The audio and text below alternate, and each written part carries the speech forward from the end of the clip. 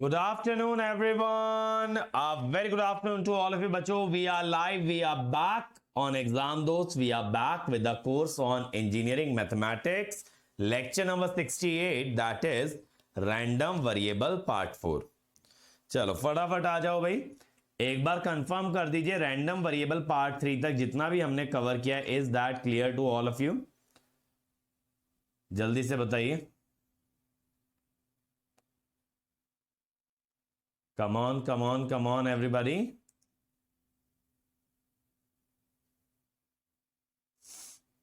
फटाफट बोलो भाई.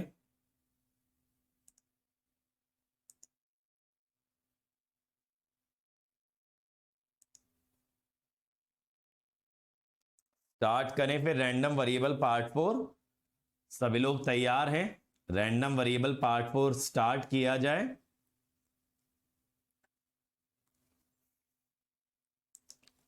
चलिए तो स्टार्ट करते हैं यार.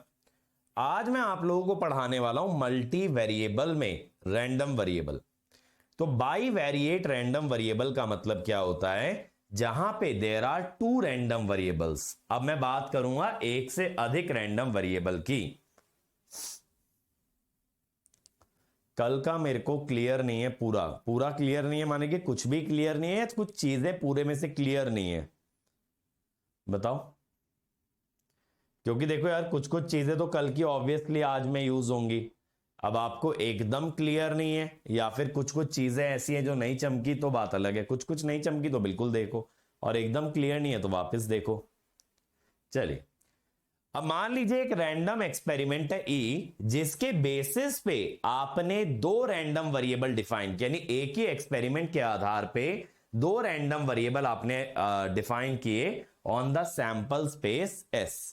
तो ये जो x कॉमा y का पेयर है इसको टू डायमेंशनल रैंडम वेरिएबल कह सकते हो या by variate random variable.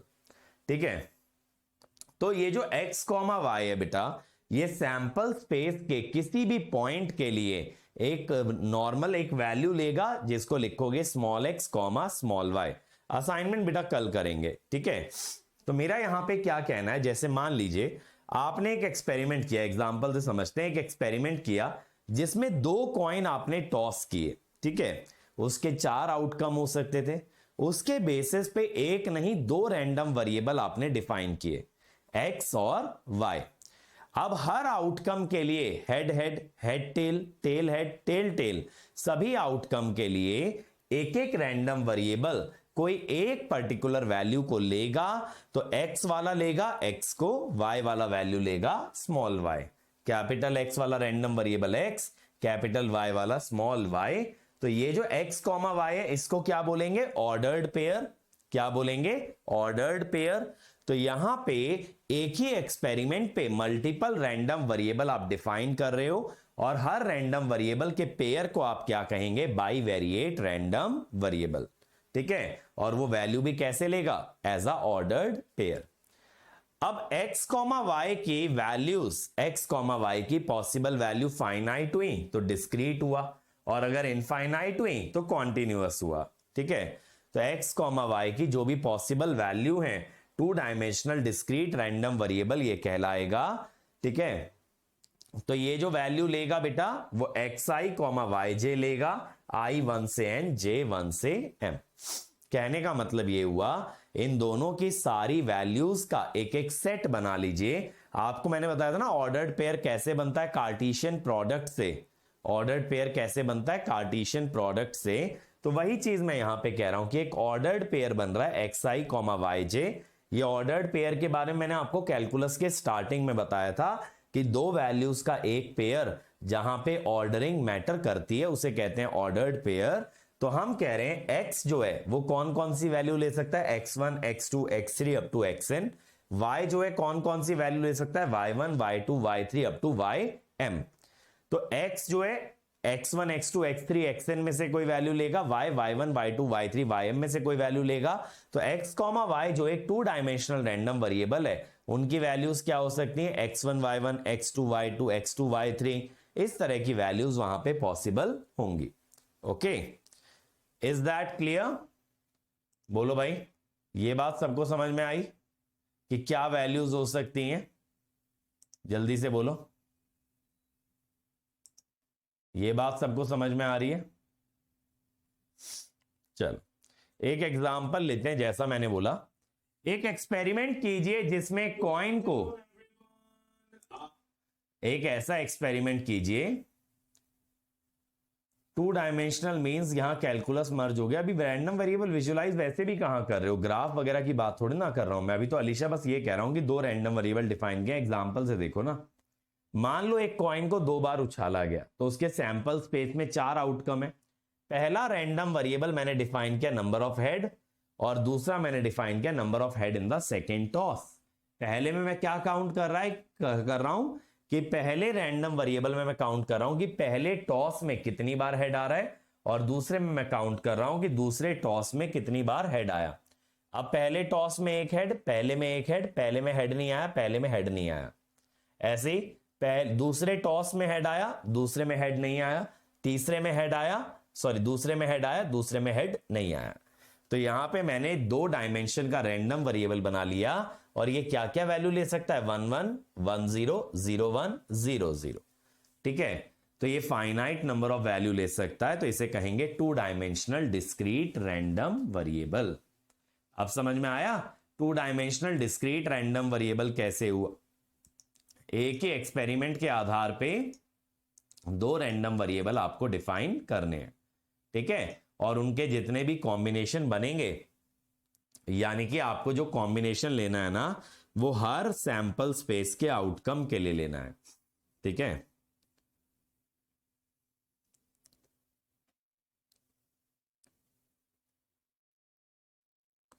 For every outcome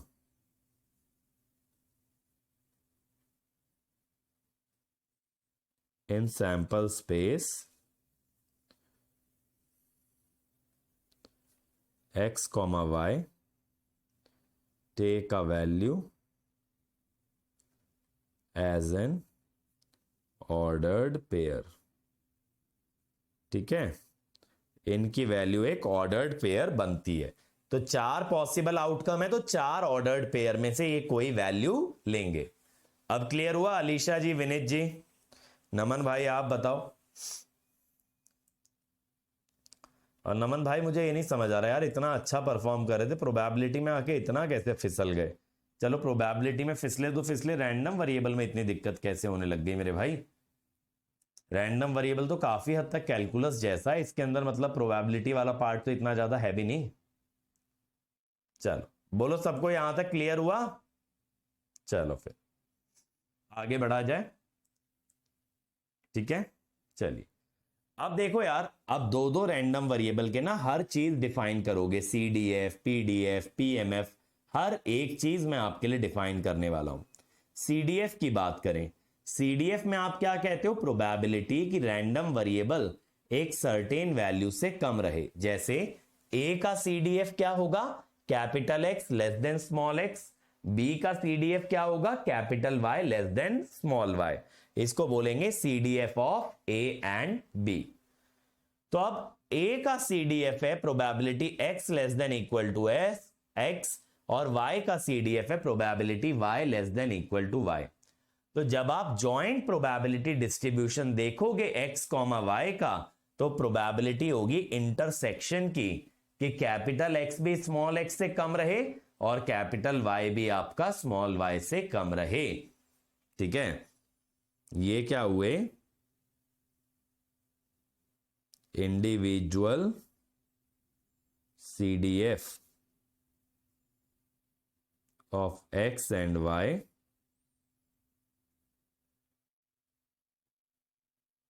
और ये हो गया जॉइंट CDF।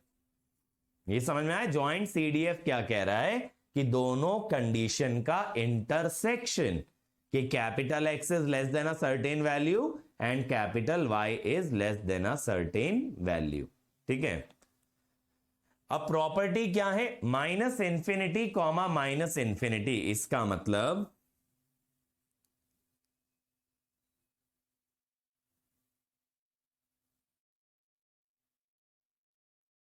ठीक है भाई, कोई भी रैंडम वेरिएबल माइनस इंफिनिटी से छोटा नहीं हो सकता। No number can ever be smaller than minus infinity. तो अगर आप इसमें एक भी रैंडम वेरिएबल के लिए माइनस इंफिनिटी लिख रहे हो, यानी आप कंडीशन ये कह रहे हो जैसे यहां पे x less then minus infinity होना चाहिए, यहां कह रहे हो y less then minus infinity होना चाहिए, जो कि इम्पॉसिबल है। x का वैल्यू माइनस इंफिनिटी से छोटा या y का वैल्यू माइनस इंफिनिटी से छोटा ऐसा नहीं हो सकता। फिर इंफिनिटी कॉमा इंफिनिटी, यानी कि ये कंडीशन क्या कह रही है कि x इंफिनिटी से छोटा और y भी इंफिनिटी से छोटा।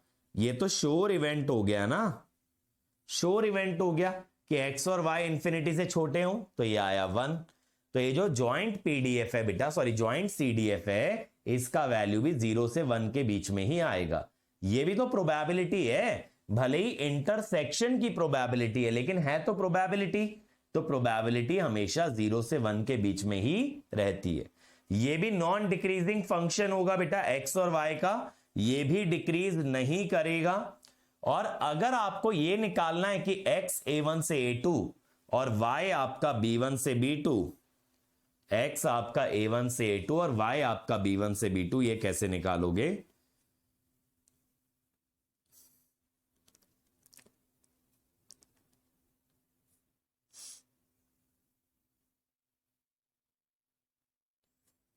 तो इसको देखो ऐसे निकाल सकते हो, पहले ये निकालेंगे।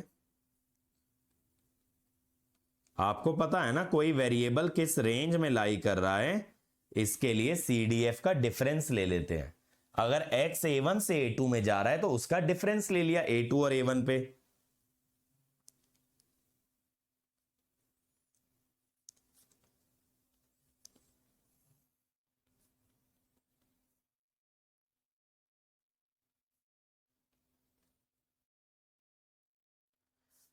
अब आपको ये चाहिए ना कि x तो a1 से a2 जा रहा है, सर सही बात है, y भी मेरा b1 से b2 जाना चाहिए, तो इन दोनों का आप डिफरेंस ले लीजिए, y लेस देन b2 और y लेस देन b1। आप जब इन दोनों का डिफरेंस लेंगे ना तो ये इक्वेशन मिलेगी। आप ये समझिए, मैंने आपको प्रोबेबिलिटी निकालने के दो तरीके बताए हैं, या तो पीडीएफ को इंटीग्रेट कर दो, या तो दो पॉइंट के बीच में वेरिएबल लाई करने की प्रोबेबिलिटी के लिए आप सीडीएफ का डिफरेंस ले लो। तो मैंने यहां पे y में कोई रीजन नहीं लिया, y में सिर्फ b2 लिया कि y b2 से कम होना चाहिए। x में मैंने रीजन लिया तो x के टर्म्स में मैंने दोनों सीडीएफ का डिफरेंस ले लिया। फिर y के लिए फिर से b1 लिया, दोनों का डिफरेंस ले लिया। अब अगर मैं बोलता हूं कि y b2 से b1 आना चाहिए, तो ये दोनों एक्सप्रेशन का डिफरेंस आना चाहिए, दोनों सीडीएफ का डिफरेंस आना चाहिए, तो वो ये एक्सप्रेशन बनेगा a2 b2 plus a1 b1 minus a1 b2 minus a2 b1। बात समझ में आई? बात समझ में आई सभी लोग को? बोलो भाई, जहां पे भी डाउट होता है तुरंत पूछ लीजिएगा। समझ में आया जॉइंट सीडीएफ कैसे डिफाइन करते हैं? और जॉइंट सीडीएफ की भी वही सारी प्रॉपर्टीज होती हैं जो एक नॉर्मल सीडीएफ की होती हैं। तो जॉइंट सीडीएफ आपको डिफाइन करना पड़ता है when there are more than one random variable, ठीक है, और दोनों का एक तरह से इंटरसेक्शन है। बात क्लियर हो गई ना? बोलो मेरे भाई। चलिए, अब अगला आता है जॉइंट पीएमएफ। तो जब x और y डिस्क्रीट रैंडम वेरिएबल होते हैं तो x कौन कौन सी वैल्यू लेगा? Small x1 x2 x3 x4। y कौन कौन सी वैल्यू लेगा? y1 y2 y3 y4। तो पीएमएफ का मतलब क्या होता था? Probability that our random variable is equal to a certain value. मैंने इसीलिए बोला भी था कि कॉन्टिन्यूअस में पीएमएफ डिफाइन नहीं करते, क्योंकि कॉन्टिन्यूअस में प्रोबेबिलिटी किसी एक वैल्यू पे आने की 0 होती है, ठीक है, प्रोबेबिलिटी किसी एक वेरिएबल वैल्यू पे आने की 0 होती है। बट डिस्क्रीट में प्रोबेबिलिटी कि capital X is equal to small x और capital Y is equal to small y, ये कहलाता है joint PMF. Joint PMF. Joint CDF में आपने बोथ प्रोबेबिलिटी को मर्ज करा, जो भी इनके पॉसिबल केसेस थे। देखो पहले तो जॉइंट ये समझो, आपने जॉइंट रैंडम वेरिएबल कैसे डिफाइन किया, ठीक है। अब आप जैसे यहां पे कहते हो कि प्रोबेबिलिटी कि x less then 1 and y less then 1, आपने ऐसा बोला x less then 1 y less then 1, तो जॉइंट सीडीएफ कहलाएगा। यानी बेसिकली दोनों की प्रोबेबिलिटी का इंटरसेक्शन, दोनों के इंटरसेक्शन। A2 B2 में से A1 B2 क्यों सब्ट्रैक्ट कर रहे अलीशा? देखिए यहां पे B2 तो फिक्स है y में। कल मैंने आपको बताया था सीडीएफ से प्रोबेबिलिटी कैसे निकलती है कि जब x A1 से A2 वेरी कर रहा है तो सीडीएफ का वैल्यू A2 पे निकालिए और माइनस सीडीएफ का वैल्यू A1 पे निकालिए। यानी अगर प्रोबेबिलिटी चाहिए कि रैंडम वेरिएबल 2 से 5 तक लाई कर रहा है तो 5 तक का एरिया यानी सीडीएफ एट 5 माइनस 2 तक का एरिया यानी कि सीडीएफ एट 2। तो 5 तक के एरिया में से 2 तक का एरिया सब्ट्रैक्ट करेंगे तो 2 से 5 का एरिया मिलेगा। यानी probability lies between that the random variable lies between 2 and 5। ठीक है, और किसी का कोई डाउट बताओ? और किसी का कोई डाउट है तो बोलो, फिर मैं आगे चलूंगा। जल्दी से बताओ, चलें आगे। हां जी, तो जॉइंट पीएमएफ का मतलब होता है प्रोबेबिलिटी कि x आपका स्मॉल x के बराबर है, y आपका स्मॉल y के। जैसे मैं बोलूं कि probability x equal to 1 and y equal to 0, तो 1/4 आएगी ना। एक ही केस बन रहा है head tail, x equal to 1 y equal to 0, तो प्रोबेबिलिटी आएगी 1/4। तो ये जो प्रोबेबिलिटी मैं लिख रहा हूं ये इंटरसेक्शन ही है बेटा, ये भी इंटरसेक्शन ही है। तो अगर मैंने स्मॉल x को 1 ले लिया, कैप स्मॉल y को 0 ले लिया, तो 1 0 की प्रोबेबिलिटी 1/4 आएगी। इसे कहेंगे जॉइंट पीएमएफ। हाँ, आपके वाला पॉइंट बीच में रह गया था बेटा, यही तो मैंने बताया, आपका पॉइंट मैंने कंप्लीट किया था कि ये इंटरसेक्शन की प्रोबेबिलिटी है कि x less than a certain value and y less then another certain value. ये इंटरसेक्शन की प्रोबेबिलिटी को आप जॉइंट सीडीएफ कहते हो। कल तक आप क्या कह रहे थे विनीत कि एक सिंगल रैंडम वेरिएबल का सीडीएफ होता है probability that random variable is less than a certain value. अब 2 आ गए तो दोनों के लिए एक एक वैल्यू से लेस हैं, उन दोनों के इंटरसेक्शन का प्रोबेबिलिटी जॉइंट सीडीएफ है। ठीक है, हां जी। अब अगर आपको जॉइंट में से एक वेरिएबल का पीएमएफ निकालना है, इंडिविजुअल निकालना है, तो क्या कीजिए, अगर आपको x का चाहिए तो y की सभी वैल्यूज पे सम कर लीजिए, सभी प्रोबेबिलिटीज का सम कर लो, where y is equal to y j. यानी कि take sum over all possible values of random variable y।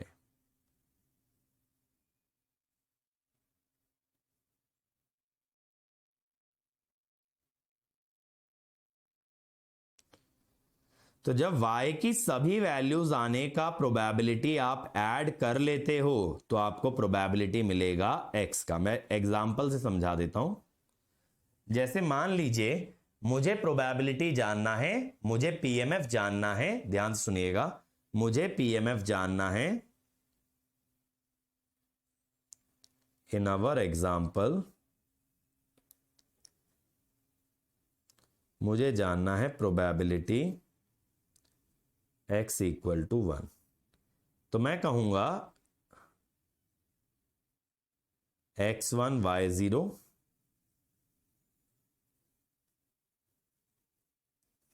ये। तो देखो मुझे जानना है कि x1 होने की प्रोबेबिलिटी, तो x1 y1 और x1 y0 ये दो केसेस ऐड करूंगा तो 1/4 प्लस 1/4 इज हाफ। लॉजिक समझे? 1/4 प्लस 1/4 इज हाफ। तो जो एग्जाम्पल मैंने आपको दिया था उसके अनुसार इस तरह से प्रोबेबिलिटी आप निकाल सकते हो। तो अगर आपको किसी एक रैंडम वेरिएबल का पीएमएफ चाहिए तो दूसरे की सभी वैल्यूज पे सिग्मा लगा दीजिए, सम कर लीजिए, तो एक ही वेरिएबल बचेगा, दूसरे वाला एलिमिनेट हो जाएगा। तो आप इसको कह देंगे ए मार्जिनल पीएमएफ या इंडिविजुअल पीएमएफ, वो जो लेस वाले केसेस थे उनके बीच का इंटरसेक्शन। यस, बात समझ में आ गई? ये बताओ, ये बात क्लियर हुई? ये समझ में आया जॉइंट पीएमएफ? बोलो मेरे भाई, जॉइंट पीएमएफ समझ में आया?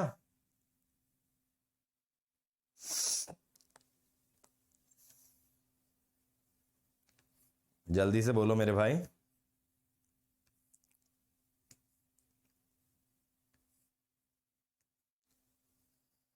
सागर भाई मेरे हिसाब से आपको पीछे से देखना चाहिए लेक्चर। चलो एक और एग्जाम्पल मैं दे देता हूं, ठीक है? एक और एग्जाम्पल बना लेते हैं आप लोगों को और थोड़ी क्लैरिटी देने के लिए।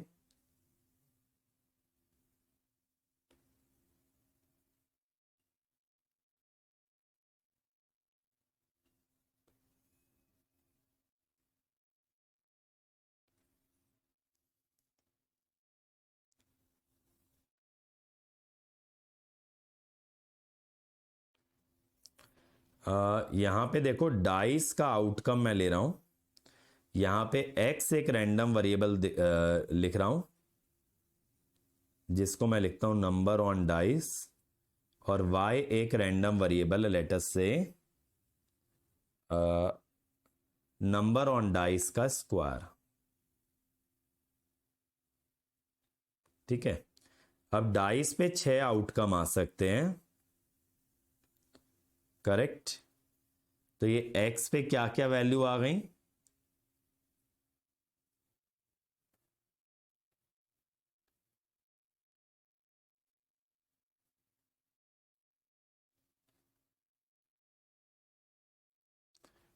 अब आप ये देखिए,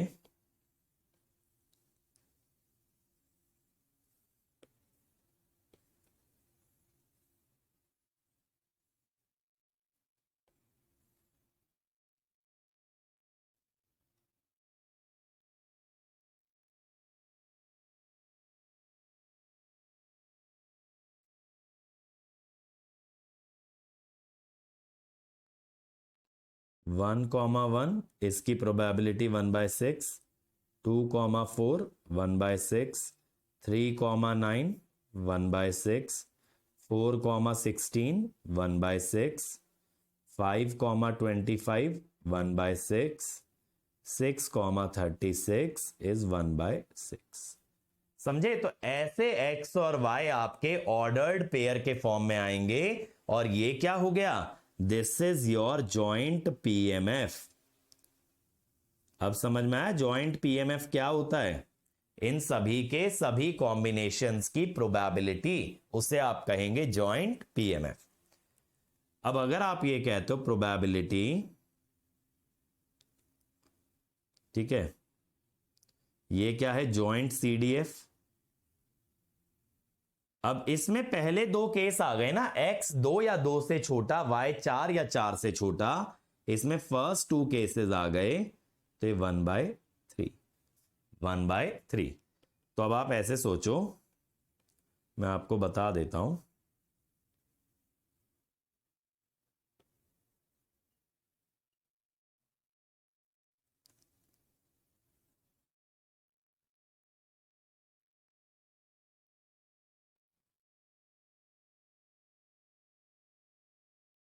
देखो,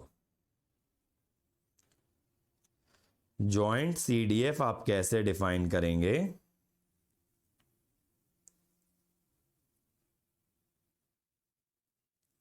जैसे आपने लिया 1,1, यानी probability x less than equal to 1, y less than equal to 1, 1/6, 2,4। अब यहां प्रोबेबिलिटी क्यूमुलेटिव चलेंगी बेटा, 1/6 1/6 हुआ 1/3, 3,9 कि x 3 से छोटा और y आपका 9 से छोटा। यहां 3 प्रोबेबिलिटी ऐड हो गई, 1/2, 4,16 यानी x 4 या 4 से छोटा और y 16 या 16 से छोटा।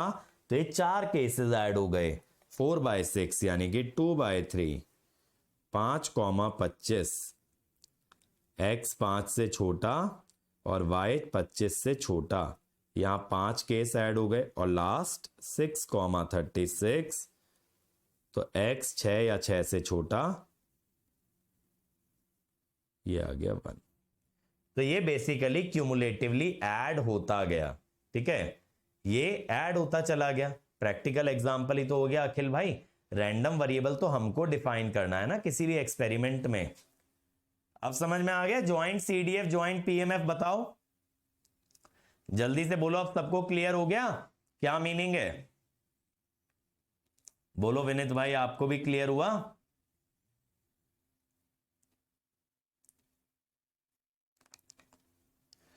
तो देखो ज्वाइंट पीएमएफ में सारी प्रोबेबिलिटी का सम हमेशा 1 आएगा, और अगर आप प्रोबेबिलिटी ले रहे हो x less than equal to a, y less than equal to b, इसका सम कर रहे हो, तो दिस बिकम्स ज्वाइंट सीडीएफ। ये मैंने अभी आपको एग्जांपल में भी दिखाया ना। तो by adding all probability where x less than equal to a and y less than equal to b, we get probability x less than equal to a intersection y less than equal to b, f a comma b। ठीक है, और conditional probability कैसे आती है? Intersection upon नीचे वाला variable x upon y upon x है तो नीचे x की प्रोबेबिलिटी, x अपॉन y है तो नीचे y की प्रोबेबिलिटी। तो ये जो ज्वाइंट पीएमएफ है that represents probability of intersection. ठीक है, तो ये कंडीशनल पीएमएफ हो गया। क्या हो गया? Conditional PMF.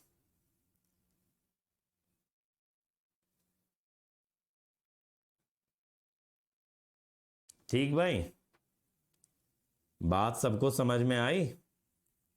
बोलो फटाफट से, ये बात क्लियर हुई? 3/9 पे हाफ कैसे आया बेटा ये बता दूं।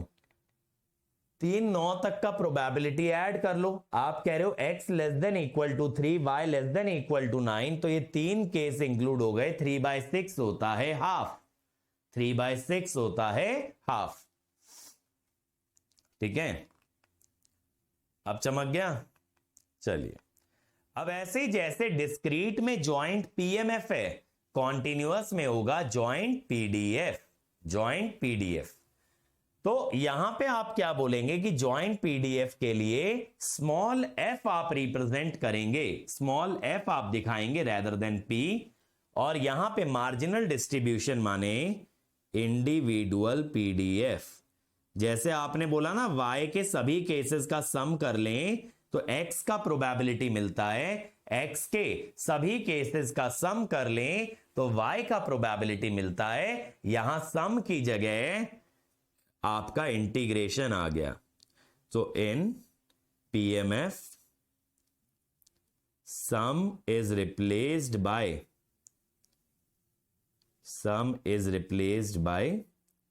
Integration for PDF.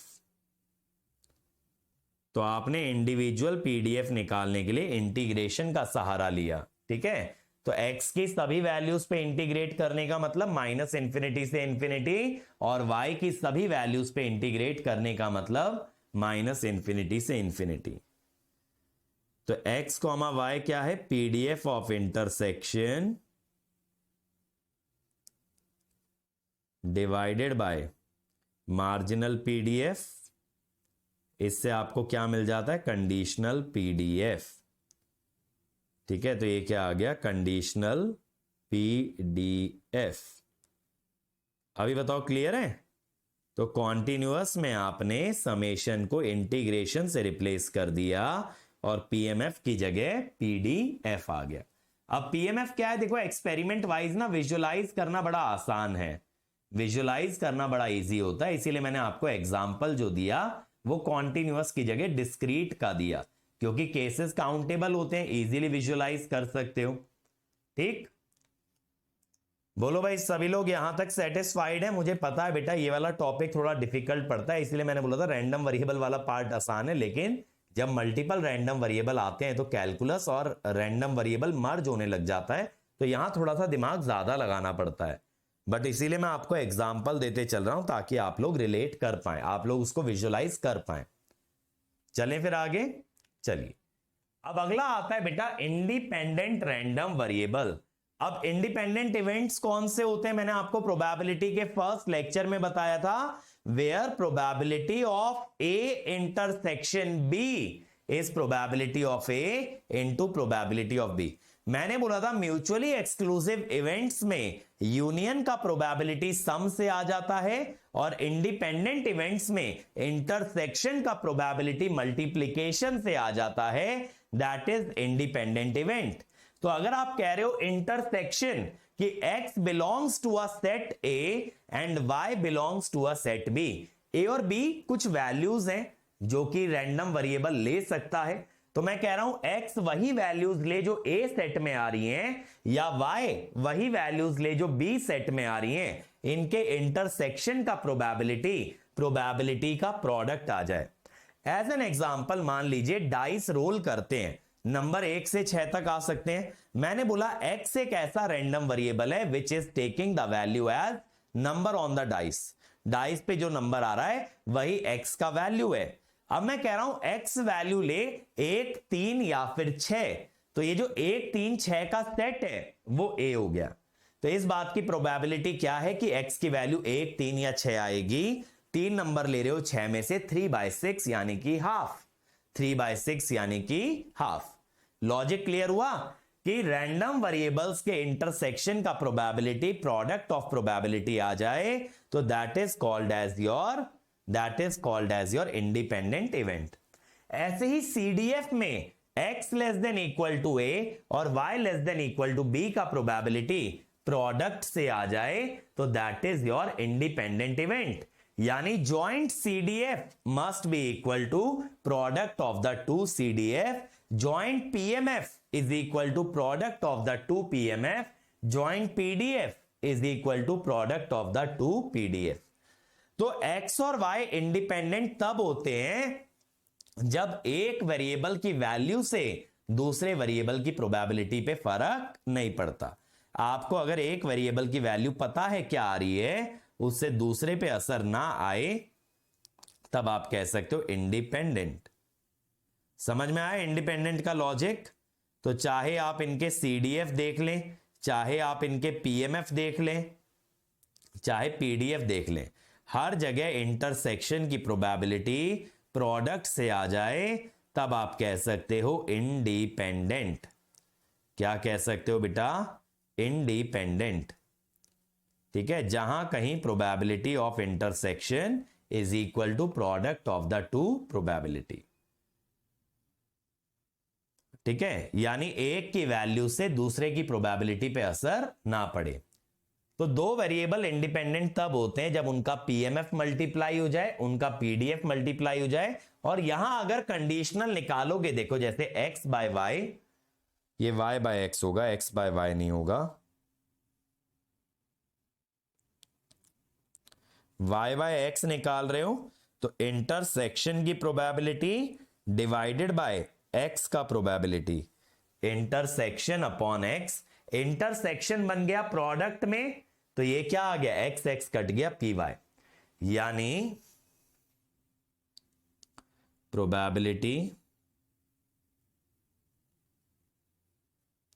Of y given x is same as probability of y।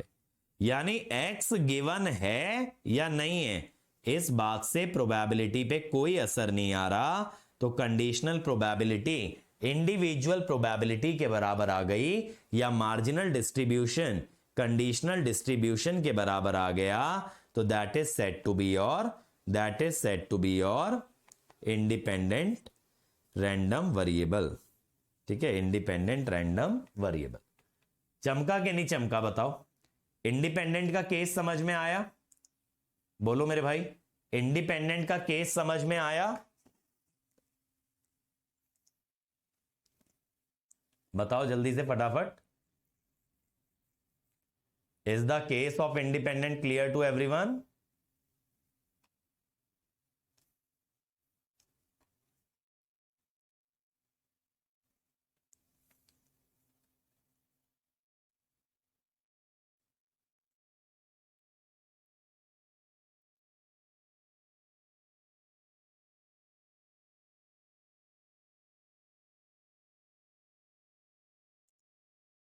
चलो फिर आगे बढ़ते हैं यार। एक एग्जांपल देखिए, एक जॉइंट डेंसिटी फंक्शन दिया है, ये पूछा है क्या ये रैंडम वेरिएबल्स इंडिपेंडेंट है। बेस थ्योरम बेटा कंडीशनल प्रोबेबिलिटी से आया था, तुम बेस थ्योरम कहां पहुंच गए? तो कंडीशनल से भी आगे वो इनवर्स प्रोबेबिलिटी बताता है, ठीक है। तो देखो इंडिपेंडेंट का मतलब क्या होता है, इंटरसेक्शन की प्रोबेबिलिटी प्रोडक्ट ऑफ प्रोबेबिलिटी होना चाहिए, या ये कह दो कंडीशनल प्रोबेबिलिटी आपका इंडिविजुअल प्रोबेबिलिटी के बराबर हो। जैसे मान लीजिए मैं कहता हूं विनीत भाई का अंडर 100 रैंक आएगा, यानी इस बात की प्रोबेबिलिटी बताओ अगर हमारी क्लास में अलीशा का अंडर 100 रैंक आता है, और ये प्रोबेबिलिटी इस बात की प्रोबेबिलिटी के बराबर है कि विनीत का रैंक अंडर 100 आएगा, यानी अलीशा के रैंक पे डिपेंडेंट नहीं है विनीत का रैंक, ये दोनों चीजें आपस में क्या है, इंडिपेंडेंट है। तो अगर कंडीशन दे भी दूं उससे प्रोबेबिलिटी पे असर ना आए, तब आप इंडिपेंडेंट कहते हो। हाँ, डाइस वाले एग्जांपल में इंडिपेंडेंट थोड़ी है, दोनों का जो आउटकम है वो एक दूसरे का स्क्वायर है ना, वहां तो डिपेंडेंट हुए। दूसरा रैंडम वेरिएबल पहले रैंडम वेरिएबल का स्क्वायर है, इंडिपेंडेंट कहां से होंगे? ठीक। अब देखो इंडिपेंडेंट चेक कैसे करते हैं। मैं कहता हूं मैं पहले ये जानना चाहता हूं एक्स का मार्जिनल पीडीएफ कैसे निकालते हैं। अगर एक्स का चाहिए तो वाई में इंटीग्रेट करो। अब माइनस इंफिनिटी से इंफिनिटी मत लेना, वाई का रेंज 0 से इंफिनिटी दिया है, ठीक है।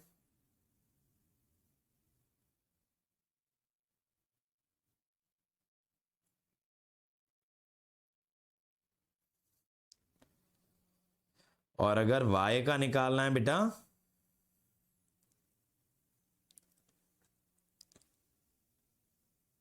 तो x में इंटीग्रेट कीजिए। x में इंटीग्रेट करेंगे, y बाहर आ गया। अब समझे इंडिविजुअल पीडीएफ कैसे निकलते हैं, जिनको आप मार्जिनल भी कहते हैं। अब आप खुद ये देखिए एफ एक्स कॉमा वाई, आपको नहीं दिख रहा इन दोनों का प्रोडक्ट ही आ रहा है बेटा, बताओ। तो therefore X and Y are independent, समझे, इसीलिए एक्स और वाई आपके इंडिपेंडेंट रैंडम वेरिएबल हैं, इंडिपेंडेंट रैंडम वेरिएबल हैं। ये बात क्लियर हुई? किस तरह से चेक करते हैं? अगर जॉइंट पीडीएफ, जॉइंट पीएमएफ या जॉइंट सीडीएफ दोनों का प्रोडक्ट आ जाए तो ऑब्वियसली इंडिपेंडेंट ही होंगे, ठीक है। तब ऑब्वियसली दोनों के दोनों इंडिपेंडेंट ही होंगे। बात क्लियर? अब ऐसे ही वाला चेक करोगे, मैंने जॉइंट डेंसिटी फंक्शन दे दिया है, चेक करो इंडिपेंडेंट है या नहीं। And just give me one moment.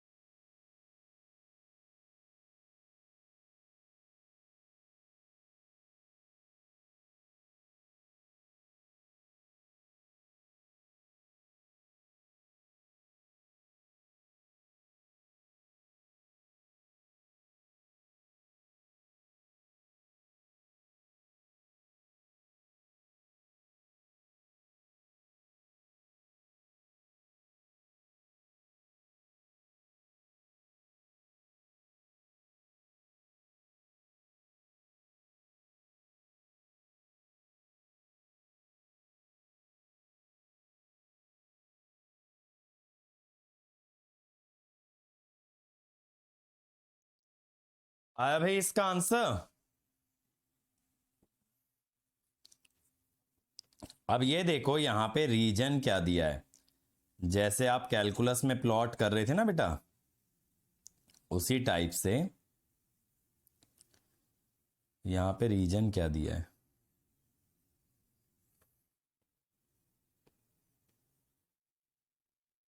x plus Y less than equal to 1, ये रीजन है ना। अब y कितनी वैल्यू ले सकता है, y x की किसी भी वैल्यू के लिए, y x की किसी भी वैल्यू के लिए कहां से कहां तक जा सकता है, 0 से 1 माइनस एक्स। y ऐसे ही तो वैल्यू लेगा 0 से 1 माइनस एक्स। तो अब आप इंटीग्रेट करिए। मैंने आपको क्या बताया है कि जब आपको fx चाहिए तो y में इंटीग्रेट करें, y का आएगा वाई स्क्वायर बाय 2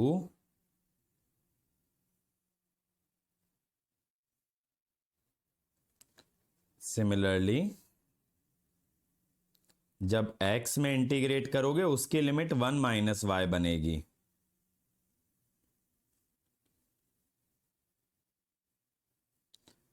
अब आपको ये क्लियरली नजर आएगा कि F X Y is not equal to F X F Y, correct ना। तो नॉट इंडिपेंडेंट, ये बात क्लियर हुई। यहां पे x और y की लिमिट्स इंडिपेंडेंट नहीं है बेटा।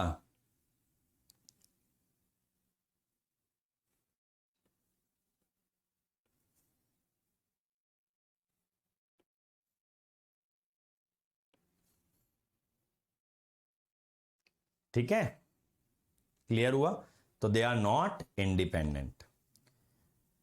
अब ये देखिए x और y दो इंडिपेंडेंट रैंडम वेरिएबल हैं जो यूनिफॉर्मली डिस्ट्रीब्यूटेड है -2 से 2 में। तो प्रोबेबिलिटी बताना है X square plus Y square less than equal to 1।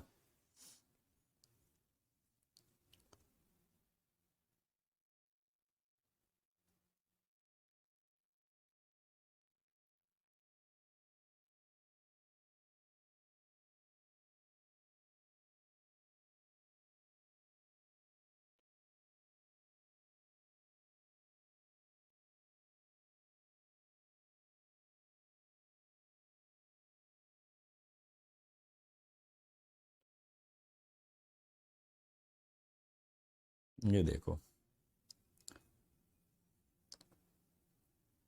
ये हो गया।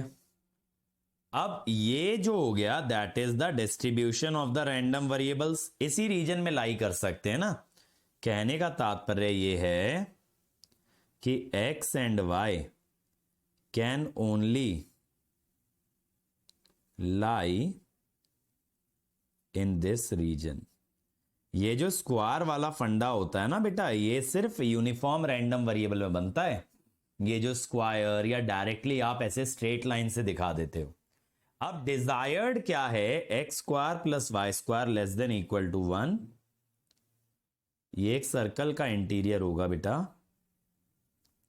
ये आपका डिजायर्ड है।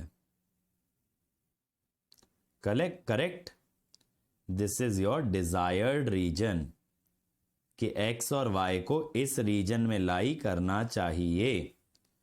अब प्रोबेबिलिटी क्या होगी, desired area divided by total area. Desired area by total area, desired area होगा पाई 1 का स्क्वायर और टोटल है 4 स्क्वायर। ठीक है, तो पाई बाय 16, क्योंकि स्क्वायर की साइड 4 है ना, पाई बाय 16। ये समझे। सच method of computing probability via area is only applicable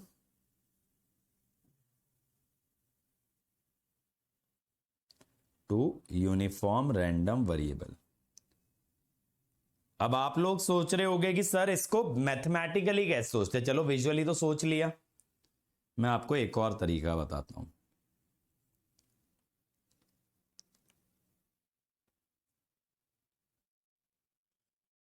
ये आप कह सकते हो, बताओ, यूनिफॉर्म रैंडम वेरिएबल की परिभाषा से ये आप कह सकते हैं, बोलिए। Now since both random variable are independent, क्या आप ये कह सकते हैं?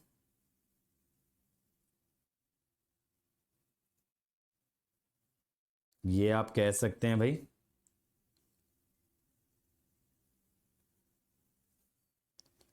a probability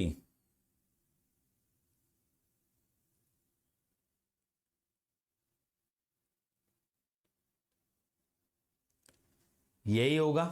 अब एफ एक्स वाई 1/16 आप बाहर निकाल लीजिए, ये तो कांस्टेंट है। रीजन आर क्या है? Interior of circle of radius 1, जो आपको क्वेश्चन में डिजायर्ड एरिया दिया है। अब आपको ये पता है बेटा, 1 का double integration, double integral of 1,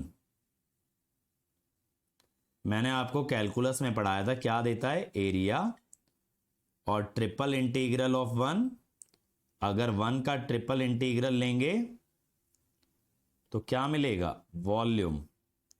क्या मिलेगा? वॉल्यूम।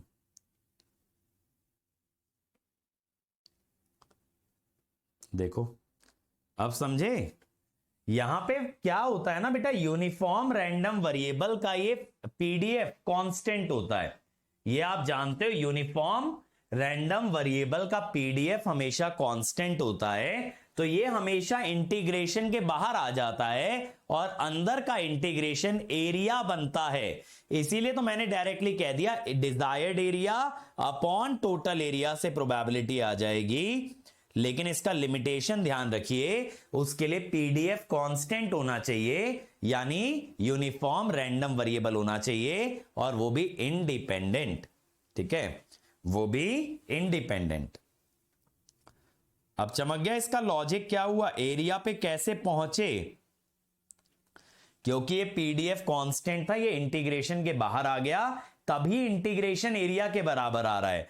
तो ये जो डायरेक्ट एजम्पशन है, हर रैंडम वेरिएबल पे मत लगा देना, कल को एक्सपोनेंशियल आ रहा है, गॉसियन आ रहा है, तुम हर जगह लगाते जा रहे हो, ऐसा नहीं, सिर्फ यूनिफॉर्म पे। एक याद है मैंने वेटिंग टाइम वाला सवाल भी कराया था, वेट कितना करना पड़ेगा? दो दोस्त मिलने आते हैं, एक आने के बाद 20 मिनट वेट करता है, फिर निकल जाता है, कुछ ऐसा ना, 20 मिनट या 10 मिनट था मेरे ख्याल से, हाँ 10 मिनट वेट करता है फिर चला जाता है। तो मैंने x-10 और x+10 कराया था, तब भी एरिया से निकलवाया था, वो भी यूनिफॉर्म रैंडम वेरिएबल था, इसीलिए एरिया से निकाल पाए थे। ठीक है, चलिए अब ये देखिए, two random variable x and y are distributed. ठीक है, x+y दे रखा है,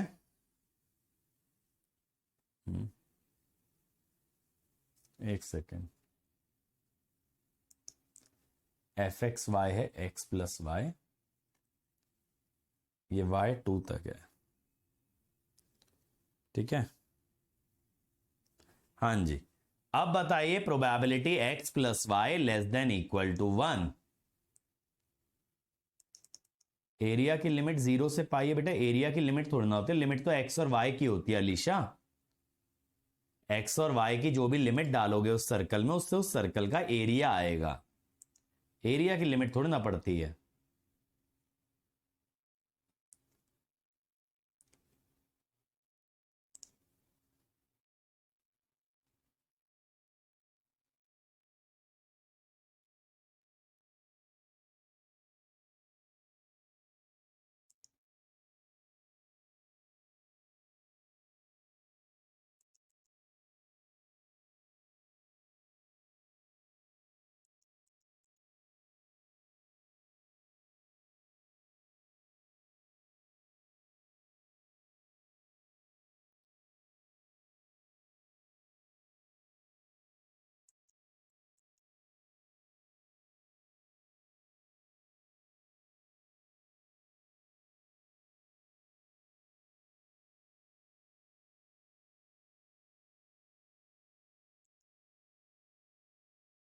हाँ टेलीफोन बूथ एग्जैक्टली शायद टेलीफोन बूथ तो अलग होगा मेरे ख्याल से, अब याद नहीं यार मुझे भी उस क्वेश्चन का लैंग्वेज।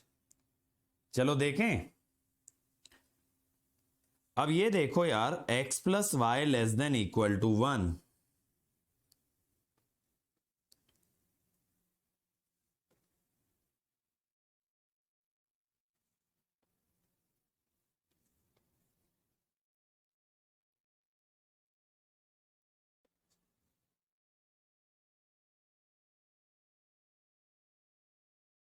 तो इस रीजन में आपको इंटीग्रेशन करना होगा। प्रोबेबिलिटी हमेशा पीडीएफ के इंटीग्रल से आता है, तो यहां देख रहे हो ना आपका मल्टीपल इंटीग्रल वाला पार्ट आ गया।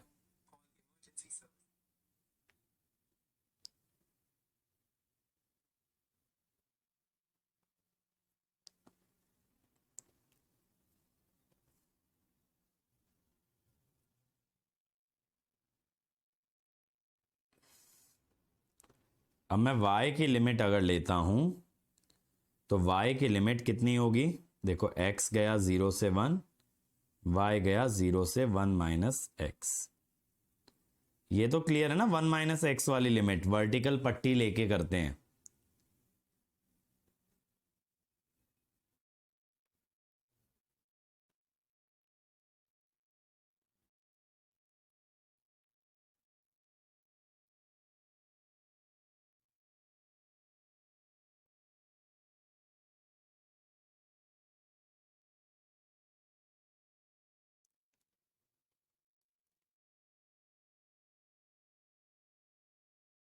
एक्स स्क्वायर बाय 2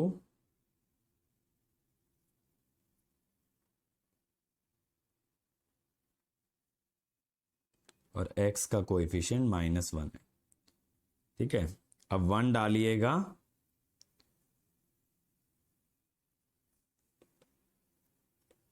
और 0 डालिएगा, ये माइनस माइनस माइनस प्लस हो जाएगा 1/3, ये आ गया 1/3। नहीं बेटा ये तो मैंने लाइन ड्रॉ की है, ये मैंने स्ट्रेट लाइन ड्रॉ की है, ठीक है। y की लिमिट यहां पे कुछ भी दे रखी हो, मेरे लिए रीजन तो यहां से आएगा ना जिसकी प्रोबेबिलिटी मुझे पता करनी है। y plus X equal to 1 में y और x दोनों का इंटरसेप्ट 1 आता है ना, मैं ये लिमिट नहीं देख रहा हूं, मैं तो ये स्ट्रेट लाइन ड्रॉ कर रहा हूं, ठीक है, मैं तो ये स्ट्रेट लाइन ड्रॉ कर रहा हूं। बात क्लियर हो गई, बताइए। ये क्लियर है, 1/3 आ गया। ऐसे ही अगला करो। अब x एफ एक्स वाई दिया है के X, X greater than equal to 0, Y greater than equal to 0, X plus Y less than equal to 1 होगा। पहले k बताना है, फिर probability x plus Y less than half. करो। कांस्टेंट निकालने का तरीका मैंने आपको कल के लेक्चर में बताया था कि कोई भी कांस्टेंट जब निकाला जाता है पीडीएफ का तो किस मेथड से निकालते हैं, एक बार करिए।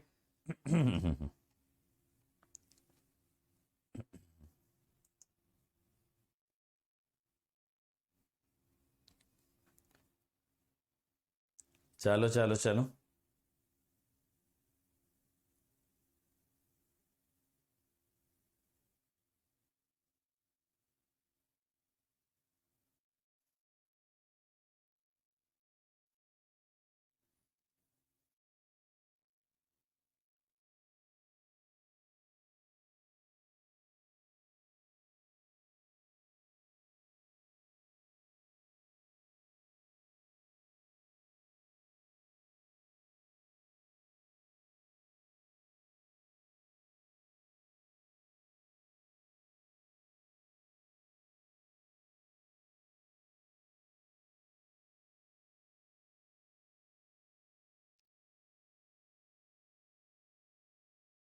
टॉपिक डिफिकल्ट तो है सौरभ भाई, थोड़ा सा इंटीग्रेशन समझ नहीं आया। इंटीग्रेशन में क्या दिक्कत हुई भाई, पहले y के रेस्पेक्ट में किया तो x का हुआ एक्स वाई, y का हुआ वाई स्क्वायर बाय 2, इसमें लिमिट डाल दिए, लिमिट डालने के बाद x के रेस्पेक्ट में कर दिया, उस ब्रैकेट को खोल लिए x माइनस एक्स स्क्वायर को, तो x square by 2 x cube by 3, और 1 माइनस एक्स का स्क्वायर मैंने बताया था ए एक्स प्लस बी का अगर फंक्शन होता है डायरेक्ट इंटीग्रेशन करके ए से डिवाइड कर देना, यानी एक्स के कोएफिशिएंट से। तो जैसे एक्स स्क्वायर का इंटीग्रेशन होता है ऐसे ही 1 माइनस एक्स का स्क्वायर का इंटीग्रेशन होगा, बट एक्स के कोएफिशिएंट से डिवाइड हो जाएगा। ये तो सृजन भाई कराया इंटीग्रेशन में। चलो अब कांस्टेंट कैसे निकलता है कि एरिया अंडर पीडीएफ इज 1, ठीक है, के एक्स। अब देखो यहां पे X plus Y less than equal to 1 है, ठीक है, तो ये हुआ y का लिमिट,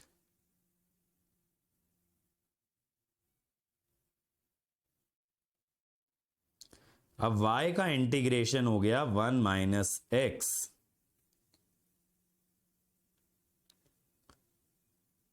एक्स का X square by 2, x square का एक्स क्यूब बाय 3, के बाय 6, दिस मस्ट बी 1, तो के आ गया 6। सेकेंड है probability X plus Y is less than equal to half, ठीक है, X plus Y less than equal to half. पहले area बना लेते हैं,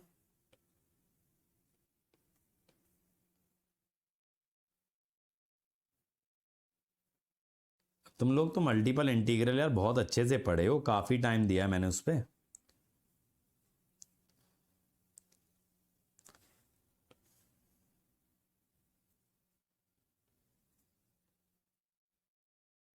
ये वाला रीजन हुआ ना,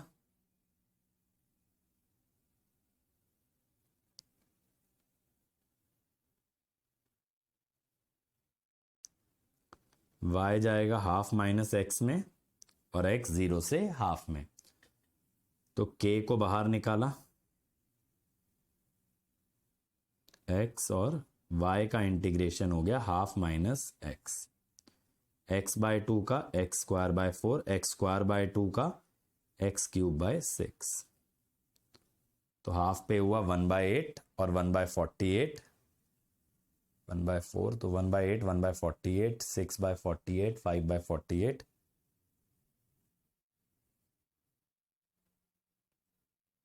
5/8। Answer will be 5/8। ठीक है सौरभ भाई, देखो आपको पीछे से देखना चाहिए, अगला क्लास इसी का कंटिन्यूएशन है। ठीक है, ये बात क्लियर हो गई भाई, 5/8 आ रहा है। चलो एक और कर दो, एफ एक्स वाई दिया है x/2 in the shaded region. Shaded region क्या है, x greater than equal to 0, y greater than equal to 0, x plus Y less than equal to 2। Probability x is greater than y, probability x is greater than y।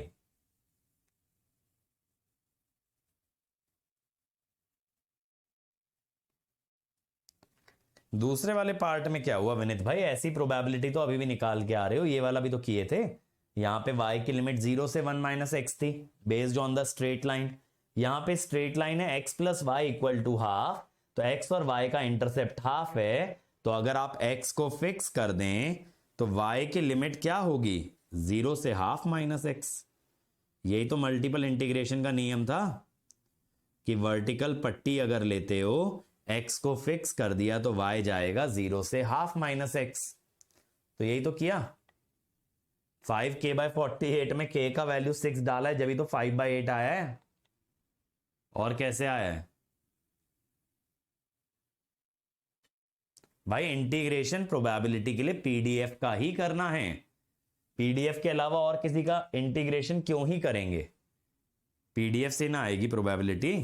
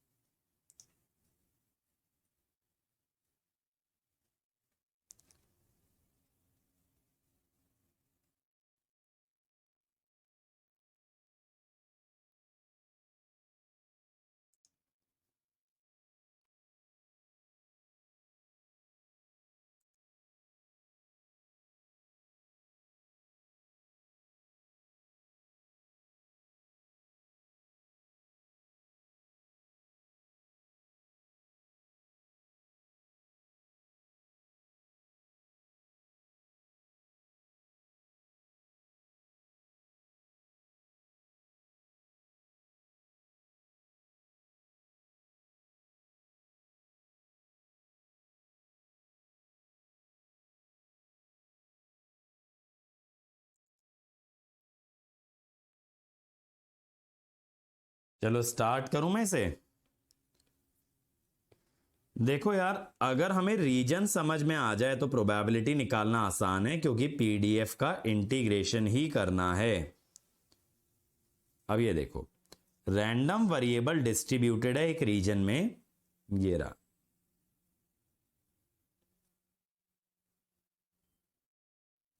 एक reason में distributed है। अब ये कह रहा है y less then x या x greater than y, तो मैंने y बराबर x की एक लाइन बना ली। अब अगर x बड़ा है या y छोटा है तो नीचे, और अगर y बड़ा है तो इस लाइन के ऊपर। तो ये बेसिकली कह रहा है x ग्रेटर देन y, तो इस लाइन के नीचे रहना है, यानी मेरे लिए डिजायर्ड रीजन ये है। लेकिन एरिया मत निकाल देना इस रीजन का भाई, एरिया कहां यूज करते हैं? सिर्फ यूनिफॉर्म रैंडम वेरिएबल में। ये डिजायर्ड रीजन है जिसके अंदर मुझे प्रोबेबिलिटी चाहिए, ठीक है? इस रीजन के अंदर मैं प्रोबेबिलिटी चाहता हूं। अब एफ एक्स वाई है x/2, यहां पे हॉरिजॉन्टल पट्टी लेना ज्यादा बेनिफिशियल है, क्योंकि हॉरिजॉन्टल में कॉन्टिन्यूअस रहेगा, कहां से? y से लेके 2 - y, समझे? वर्टिकल में देख सकते हो ना, दो पट्टी लेनी पड़ेंगी, एक बार 0 से पिंक लाइन और एक बार 0 से ब्लू लाइन। और y कितना जा रहा है? ये 1 आएगा, तो y जा रहा है 0 से 1। लॉजिक समझे? हॉरिजॉन्टल पट्टी यहां पे लेना, हॉरिजॉन्टल स्ट्रिप लेना इज बेटर।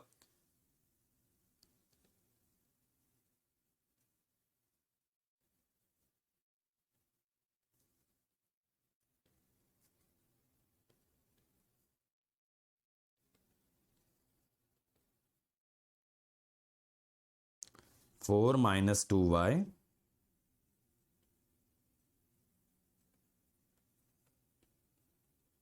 y स्क्वायर तो कट ही जाएगा, तो 4y - y²। 0 पे तो 0 आएगा, 1 पे आ जाएगा 3/4। तो आंसर विल बी 3/4। ठीक है, क्लियर हुआ? बताओ मेरे भाई, 3/4 आ रहा है? एक सेकंड, लेकिन मैंने यहां पे गलती कर दी है, 2y नहीं 4y होगा।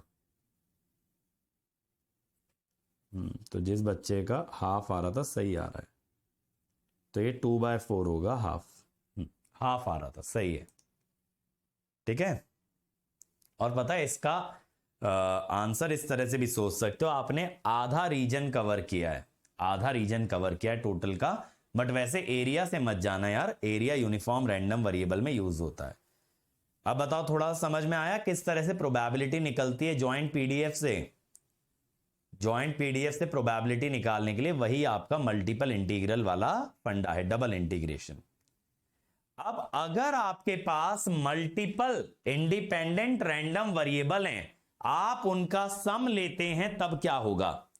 तो आप ये देखिए, बहुत बार ऐसा होता है कि मेरे पास दो रैंडम वेरिएबल होते हैं और मुझे ये पता लगाना होता है कि उनके सम का डिस्ट्रीब्यूशन कैसा होगा, यानी उनके सम का सीडीएफ क्या होगा, उनके सम का पीडीएफ क्या होगा। अब मान लीजिए x और y इंडिपेंडेंट हैं, कॉन्टिन्यूअस रैंडम वेरिएबल हैं, जिनका पीडीएफ है fx और fy, तो उनका सीडीएफ कैसे आएगा? सीडीएफ में अगर आप लिखते हो x + y a, इसका मतलब है, सीडीएफ का मतलब होता है random variable less than a certain value. तो ये कह रहा है x + y less than equal to a। अब x + y less than equal to a की प्रोबेबिलिटी कैसे आएगी? पीडीएफ के इंटीग्रेशन से। और पीडीएफ कैसे आएगा?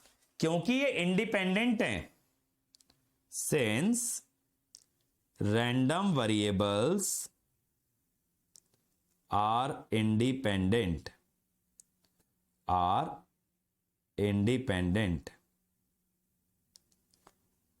f(x, y), ये समझे? पीडीएफ का प्रोडक्ट हो जाएगा ना इंडिपेंडेंट की वजह से, तो मैं कह रहा हूं मैंने एक नया रैंडम वेरिएबल, देखो ध्यान से समझना, मैंने एक नया रैंडम वेरिएबल डिफाइन किया z which is equal to x plus y. मुझे z का CDF चाहिए, यानी ये जानना चाहता हूं कि z की प्रोबेबिलिटी a से छोटी होने की क्या है, z less than equal to a की प्रोबेबिलिटी क्या है, ये मुझे बताएगा z का CDF। CDF हमेशा प्रोबेबिलिटी बताता है कि random variable less than a certain value, तो z less than equal to a z का CDF है। अब z क्या है, x प्लस वाई, x और y इंडिपेंडेंट है, तो उनका जॉइंट PDF जो होगा प्रोडक्ट से आएगा। तो मैं कह रहा हूं PDF का मुझे एरिया चाहिए अंडर द कंडीशन कि x plus Y less than equal to a, x plus Y less than equal to a पे। अब यहां पे तो आप लिमिट जानते हो, y की लिमिट a माइनस वाई हो जाती है, जैसे देखो x की लिमिट a माइनस वाई हो जाएगी, जैसे यहां पे x की लिमिट 2 माइनस वाई तक गई थी, क्योंकि लाइन की इक्वेशन ये थी ना x plus Y equal to 2, तो x की लिमिट 2 माइनस वाई तक गई थी। इसी हिसाब से यहां पे भी बेटा x की लिमिट माइनस इंफिनिटी से a माइनस वाई जा रही है और y की लिमिट माइनस इंफिनिटी से इंफिनिटी। अब आप x का इंटीग्रेशन और y का इंटीग्रेशन अलग कर लें, x के इंटीग्रेशन से x का CDF मिलेगा, यानी fx a माइनस वाई, क्योंकि ये क्या बोल रहा है, x की value less than a minus y, यानी CDF में क्या आएगा, a माइनस वाई। अगर मैं कहता हूं probability x less than equal to 2, इसका मतलब है CDF का वैल्यू 2 पे, क्योंकि probability x less than a certain value is the CDF। तो अगर आप कह रहे हो x less than equal to a minus y, यानी CDF at a minus y, यानी CDF at a minus y, ये हुआ। अब भाई ये एक्सप्रेशन एक्चुअली जाना पहचाना है, इलेक्ट्रिकल इलेक्ट्रॉनिक्स वालों के लिए ये एक्सप्रेशन जाना पहचाना होना चाहिए। This is convolution, this is convolution. वहां आप बोलते हो x टाउ और y t minus tau integration, x tau, tau की जगह y है और t की जगह a है, t माइनस टाउ, तो ये क्या है, कॉन्वोल्यूशन ही तो है। बताओ मुझे ये डेरिवेशन समझ में आया? सर एक बार ये सम ऑफ वेरिएबल 6th वाले क्वेश्चन से समझा दो। 6th वाले क्वेश्चन से नहीं बेटा, सम ऑफ वेरिएबल यहां पे नहीं आएगा ना विनीत, यहां पे x ग्रेटर देन y की प्रोबेबिलिटी पूछी है। मैं आपको कह रहा हूं एक नया रैंडम वेरिएबल डिफाइन करो जो कि है x प्लस वाई। अब उसका PDF, उसका CDF मुझे चाहिए x प्लस वाई का। अब CDF की जब आप बात करते हो विनीत भाई, तो CDF का मतलब होता है probability that the random variable is less than a certain value. अब यहां x प्लस वाई एक नया रैंडम वेरिएबल है, तो आप प्रोबेबिलिटी निकाल रहे हो कि z is less than equal to a या x plus Y less than equal to a। अब x plus Y less than equal to a की प्रोबेबिलिटी क्या होगी, इसके लिए आपको इंटीग्रेशन करना पड़ेगा PDF का over the region x plus Y less than equal to a। मेरे ख्याल से देखो ये वाला x plus Y less than equal to half के लिए आपने क्या किया था, PDF का इंटीग्रेशन किया था ना इस रीजन में। ये रीजन क्या था, x plus Y less than equal to half. ये वाला एग्जांपल देखो विनीत भाई, बी वाला जो पार्ट है इसका, ये एग्जैक्टली वो बात है जो अभी हम कर रहे हैं कि x plus Y less than equal to half है, तो मैं इंटीग्रेशन कर रहा हूं इसके हिसाब से रीजन लेके, किसका इंटीग्रेशन, PDF का। लेकिन अब मेरे दोनों रैंडम वेरिएबल इंडिपेंडेंट हैं, तो PDF एक्चुअली इंडिविजुअल PDF में टूट गया। यहां पे देखो जैसे आपने x की लिमिट लिखी a माइनस वाई, आप चाहते तो y की लिमिट लिख सकते थे 0 से a माइनस एक्स या माइनस इंफिनिटी से a माइनस एक्स, क्योंकि जनरली तो आपका x और y का रेंज माइनस इंफिनिटी से इंफिनिटी होता है ना। वो तो इस एग्जांपल में 0 से बड़ा दिया था, इस एग्जांपल में क्वेश्चन में मेंशन था 0 से बड़ा है, बट वैसे कहां से होता है, माइनस इंफिनिटी से इंफिनिटी। तो मैं इसीलिए लिमिट कह रहा हूं माइनस इंफिनिटी से a माइनस एक्स, या x की लिमिट होगी माइनस इंफिनिटी से a माइनस वाई। देखो अगर आप यहां पे हॉरिजॉन्टल पट्टी लेते विनीत भाई, अगर आप हॉरिजॉन्टल पट्टी से करते तो लिमिट क्या लेते, यहां पे x होता 0 और यहां पे हाफ माइनस वाई। वो तो इसने बोला है 0 के आगे लेना है तो ठीक है, नहीं तो x की लिमिट होती माइनस इंफिनिटी से हाफ माइनस वाई। ये हाफ a है, ये हाफ आपका क्या है, a है। तो आप यही कह रहे हो कि माइनस इंफिनिटी से a माइनस वाई, तो ये x का इंटीग्रेशन क्या देगा, x का CDF, PDF का इंटीग्रेशन, PDF का रनिंग इंटीग्रेशन देता है CDF a माइनस वाई, और ये बन गया कॉन्वोल्यूशन। ये क्या बन गया, कॉन्वोल्यूशन। तो जो CDF आया बेटा वो कॉन्वोल्यूशन है एक के PDF और एक के CDF का, ठीक है।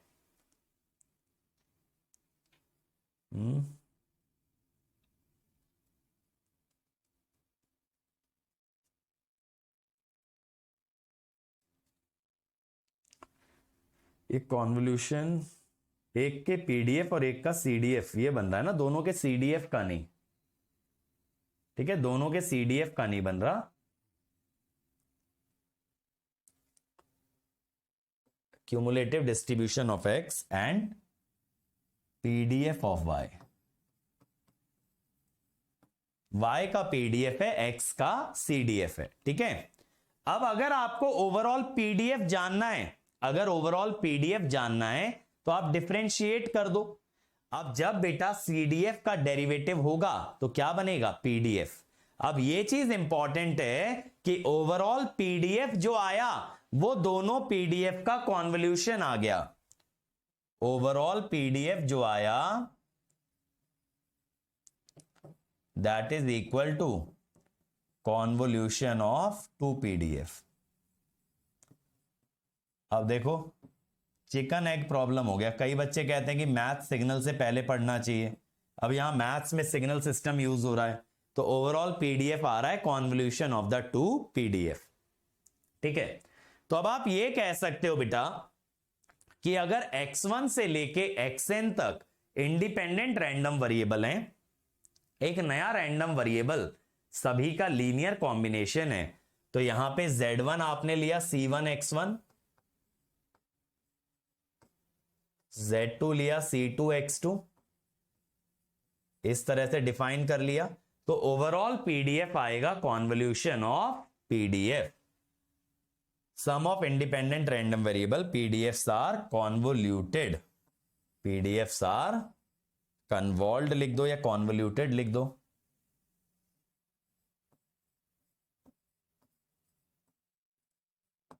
ठीक,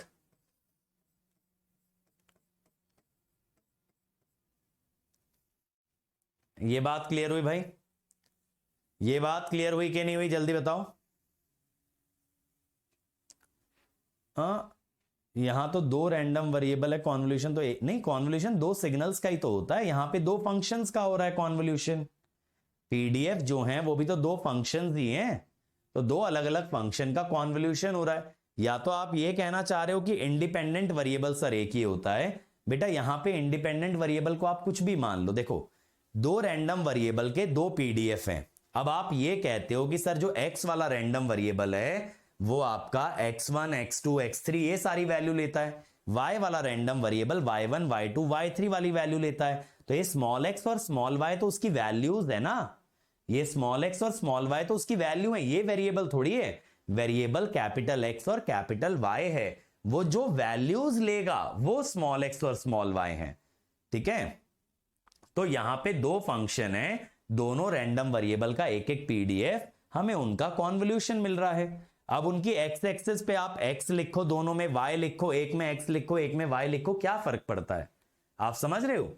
जब PDF का ग्राफ बनाओगे सृजन भाई, तो दोनों के PDF की x एक्सिस को t मान लो, x मान लो, y मान लो, क्या फर्क पड़ता है? 2 अलग अलग रैंडम वेरिएबल के 2 अलग अलग PDF हैं और उनका कॉन्वोल्यूशन हो रहा है। इनका इंडिपेंडेंट वेरिएबल x और y मान लो, t और t मान लो, x और x मान लो, y और y मान लो, क्या फर्क पड़ता है? कोई फर्क नहीं पड़ेगा उस बात से। ठीक, क्लियर हुआ यहां तक? अब sum of 2 identically distributed independent random variable, यानी जिन रैंडम वेरिएबल का सम ले रहे हो वो आइडेंटिकली डिस्ट्रीब्यूटेड हैं। तो पहला केस लो यूनिफॉर्म रैंडम वेरिएबल का।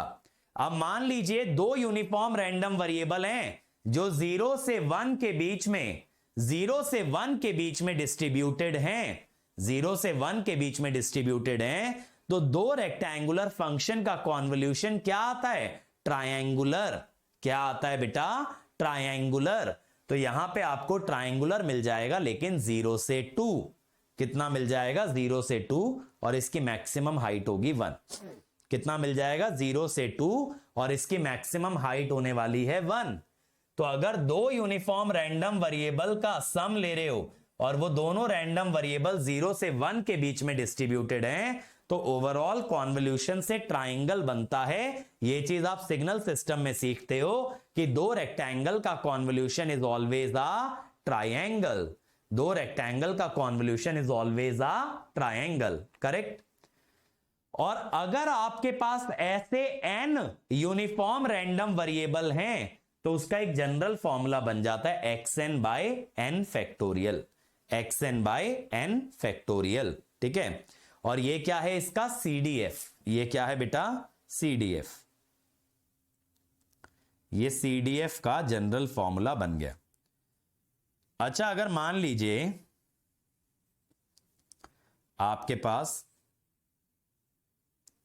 दो यूनिफॉर्म रैंडम वेरिएबल आते हैं but not defined over same range,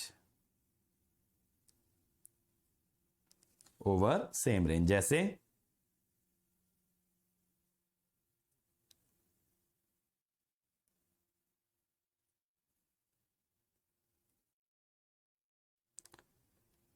यही सृजन भाई आपका डाउट था ना कि एक तो x का फंक्शन है, एक y का। कोई फर्क नहीं है, दोनों को आप x का फंक्शन लिख लो, आपकी मर्जी है ना। जैसे इंटीग्रेशन में भी आप कहते हो इंडिपेंडेंट वेरिएबल को x को t डाल दो, कोई फर्क पड़ेगा नहीं।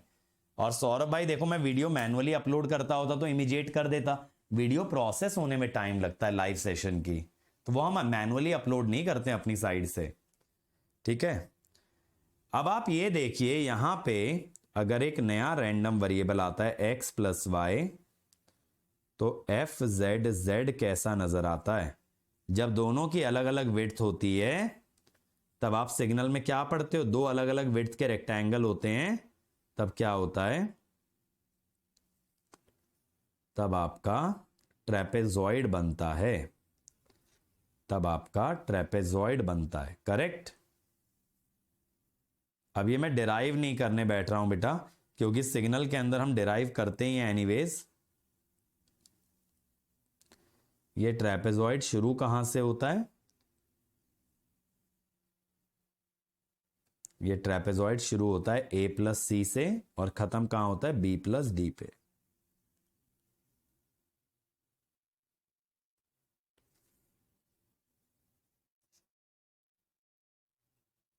तो दोनों लिमिट्स ऐड हो जाती हैं,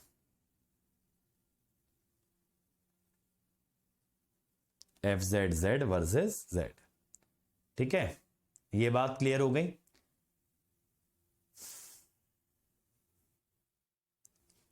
सिग्नल में कॉन्वोल्यूशन का पर्पस अलग था यार। कॉन्वोल्यूशन एक मैथमेटिकल ऑपरेटर है जिसका इस्तेमाल एक्चुअली सिग्नल में भी हो रहा है और प्रोबेबिलिटी में भी। अलीशा, ऐसा नहीं कि प्रोबेबिलिटी से उठ के सिग्नल में गया है, ऐसा बिल्कुल भी नहीं है, ठीक है। कॉन्वोल्यूशन एक मैथमेटिकल ऑपरेशन है जिसका इस्तेमाल दोनों जगह किया जा रहा है। अब अगर यार इसकी विड्थ देखोगे तो यहां पे कितना आना चाहिए? अगर इस रेक्टेंगल को फ्लिप करके मैं मूव करा रहा हूं तो a प्लस सी से तो शुरू होगा, फिर कितने तक? जब तक ये रेक्टेंगल पूरा ना समा जाए। ये जो आता है ना, ये मिनिमम ऑफ टू विड्थ आता है, दोनों विड्थ का जो मिनिमम है,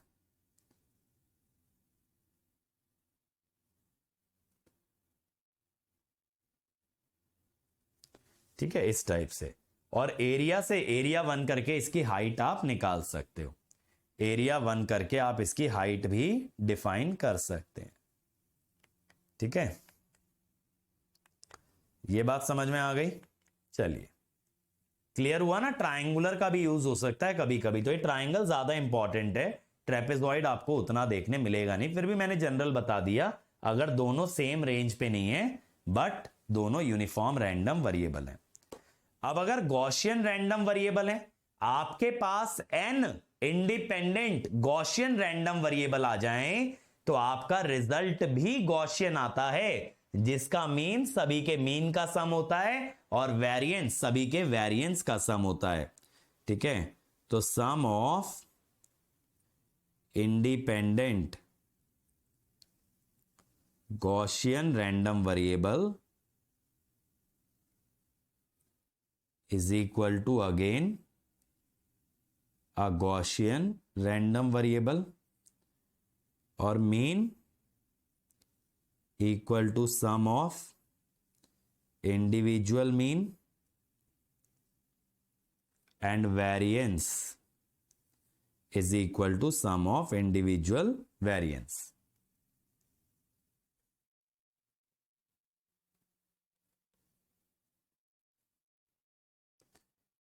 समझे? तो ये बड़ा मस्त चीज है यार कि अगर गॉसियन का मल्टीपल वेरिएबल्स दे देगा तो आपके लिए उसको सिंप्लीफाई करना काफी इजी हो जाएगा, काफी इजी हो जाएगा। ठीक है,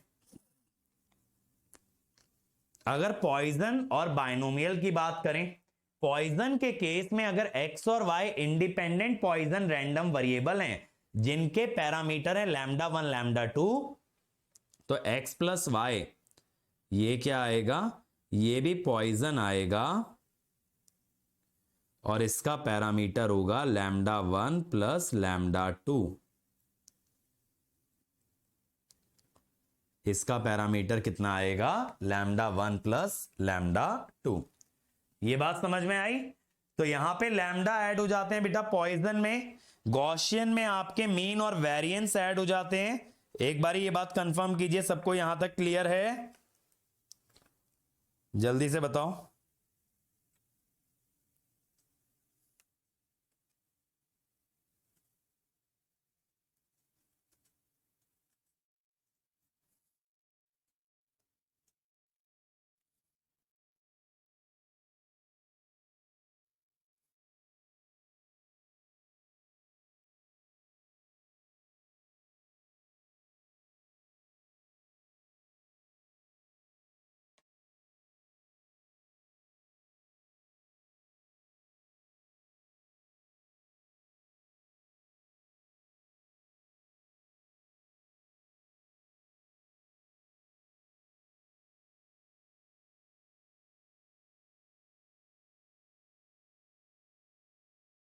बताओ भाई। ऐसे ही बाइनोमियल में क्या होता है, बाइनोमियल में देखो यार, probability x equal to r क्या होती है, p की पावर r q की power n minus r. Probability y equal to r क्या होती, m सी आर p की पावर r q की पावर n माइनस आर। अब यहां पे जब आप ऐसे लिखोगे x plus Y equal to r, तो ये होगा n plus m C r p की पावर r q की power n plus m minus r. यानी कुछ भी नहीं है, नंबर ऑफ ट्रायल्स ऐड हो गए। अगर यहां पे देखिए दोनों में नंबर ऑफ ट्रायल्स अलग हैं लेकिन दोनों की प्रोबेबिलिटी ऑफ सक्सेस सेम है, तो यहां पे नंबर ऑफ ट्रायल ऐड हो जाते हैं और कुछ भी नहीं है।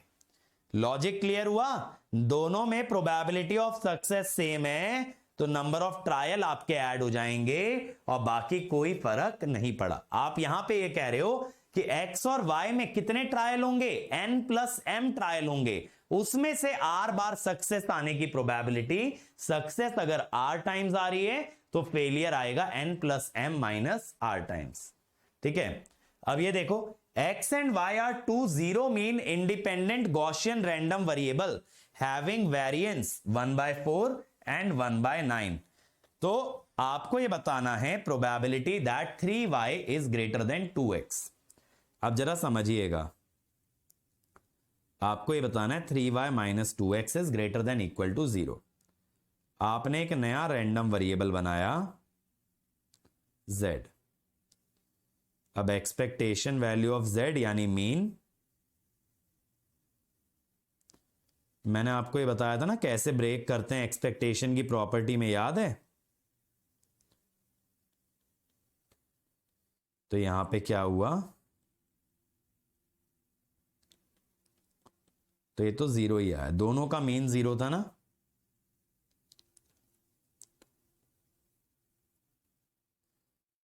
अब वेरिएंस ऐसे आ जाएगी, माइनस से कोई फर्क नहीं पड़ता वेरिएंस को, ये आ जाएगी।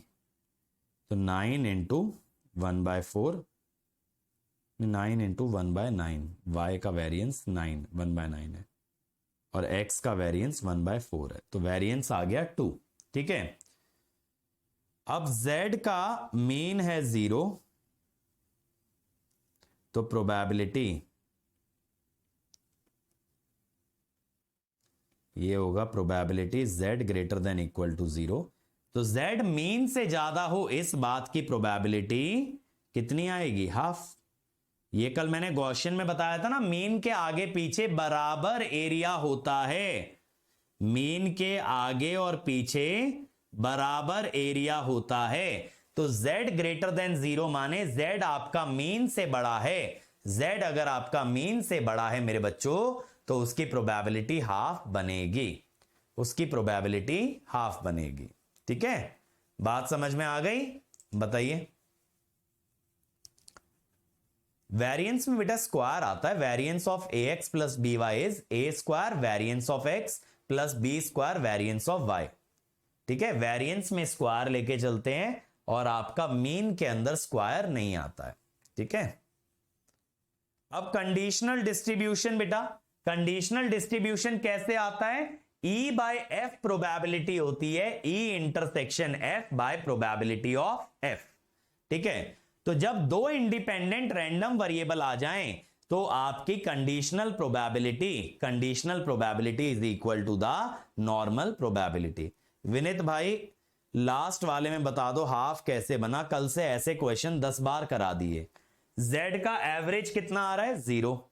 ये कह रहा है 3y plus 2x is greater, 3y greater than equal to 2x, माने 3y minus 2x greater than 0, 3y minus 2x है z greater than equal to 0। तो probability z greater than equal to 0, 0 उसका मीन है, तो z की mean से आगे जाने की प्रोबेबिलिटी गॉसियन में हाफ होती है। माइनस इंफिनिटी से इंफिनिटी तक की प्रोबेबिलिटी 1, माइनस इंफिनिटी से मीन तक हाफ, मीन से इंफिनिटी फिर हाफ। याद करो गॉसियन का जो ग्राफ होता है मीन के अबाउट सिमेट्रिक होता है, तो जितना एरिया मीन से पीछे उतना एरिया मीन के आगे, यानी जितनी प्रोबेबिलिटी मीन से कम वैल्यू आने की उतनी प्रोबेबिलिटी मीन से ज्यादा वैल्यू आने की, तो आंसर इज हाफ, तो आंसर इज हाफ। सिंपल तो है, ऐसे क्वेश्चन कल भी तो कई बार कराए थे गॉसियन में। हाँ जी, तो जब आप यहां पे कंडीशनल प्रोबेबिलिटी निकालते हैं तो probability of intersection upon probability जो भी नीचे वाला वेरिएबल है y है ना, तो probability y equal to y। तो ये क्या हो गया? जॉइंट पीएमएफ, ऊपर में क्या आएगा? जॉइंट पीएमएफ, और नीचे वाले को कह दीजिए मार्जिनल पीएमएफ या इंडिविजुअल पीएमएफ। तो जब आप जॉइंट पीएमएफ को डिवाइड करते हैं मार्जिनल पीएमएफ से, तो आपका क्या आता है? Conditional PMF. ठीक है, ऐसे अगर कंडीशनल सीडीएफ चाहिए तो भी आप जॉइंट सीडीएफ को मार्जिनल से डिवाइड कीजिए, जॉइंट को आप मार्जिनल से डिवाइड कीजिए। और इंडिपेंडेंट में, यह बात मैं आपको ऑलरेडी बता चुका हूं, इंडिपेंडेंट के लिए कंडीशनल वैल्यू इंडिविजुअल प्रोबेबिलिटी के बराबर आती है। ठीक है, इंडिपेंडेंट रैंडम वेरिएबल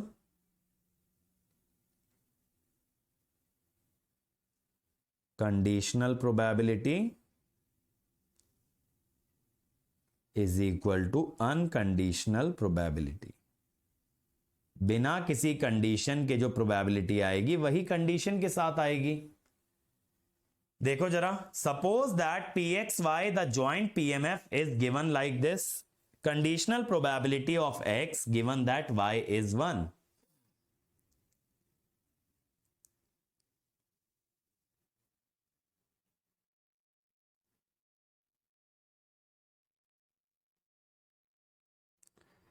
तो ये कह रहा है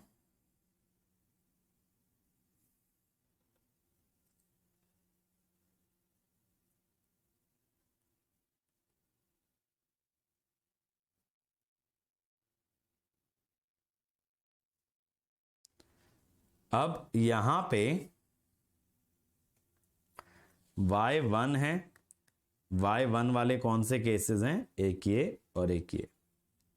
ठीक है, प्रोबेबिलिटी मास फंक्शन। अब आप ये देखिए, x को अगर आप 0 लेते हैं, पहले प्रोबेबिलिटी y इक्वल टू 1 वाली निकाल लो।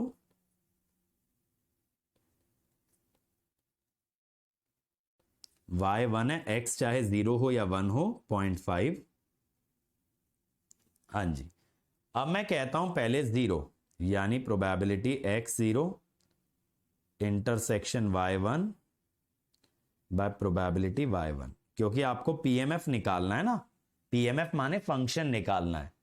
अब अगर x 0 है y 1 है, इस बात की प्रोबेबिलिटी 0.2 और y के 1 होने की प्रोबेबिलिटी 0.5, तो 0.4 हो गया।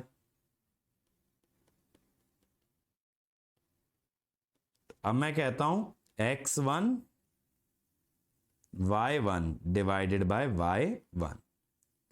x1 y1 कौन सा है बेटा? ये वाला है 0.3 वाला, और y1 है 0.5, तो 0.6।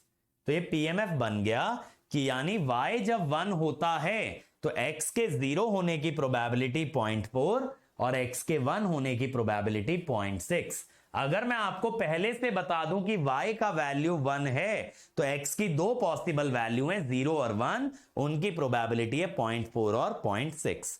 मुझे फंक्शन निकालना था तो यहां पे x इक्वल टू x लेना था। x की दो वैल्यू दिख रही है मुझे, 0 या फिर 1, तो मैंने दोनों के लिए अलग अलग प्रोबेबिलिटी निकाल दिया, एक बार x को 0 लेके एक बार x को 1 लेके। तो पीएमएफ का मतलब क्या होता है? प्रोबेबिलिटी मास फंक्शन, यानी अलग अलग केसेस की प्रोबेबिलिटी। ठीक है। और कंडीशनल डिस्ट्रीब्यूशन अगर कॉन्टिन्यूअस केस में निकालोगे, कॉन्टिन्यूअस केस में joint PDF by individual PDF आएगा। अब इंडिविजुअल पीडीएफ कैसे निकालते हो? मैंने बताया था, अगर x का पीडीएफ चाहिए तो y में पूरा इंटीग्रेट कर लो -इंफिनिटी से इंफिनिटी, और y का पीडीएफ चाहिए तो x में पूरा इंटीग्रेट कर लो -इंफिनिटी से इंफिनिटी। ठीक है।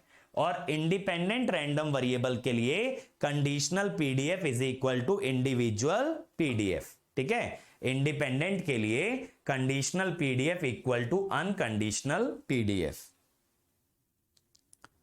तो आपने डिस्क्रीट के लिए पीएमएफ लिया और कंटीन्यूअस के लिए पीडीएफ लिया। बोलो भाई, क्लियर है?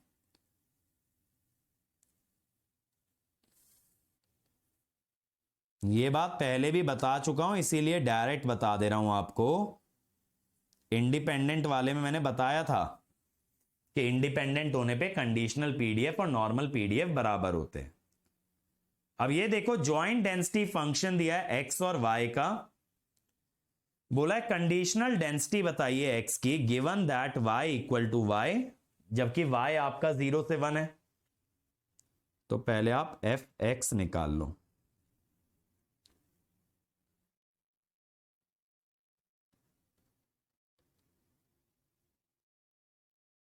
एक्स के लिए वाई पे पूरा इंटीग्रेशन करते हैं, 2 का 2y, एक्स का xy, y का y²/2।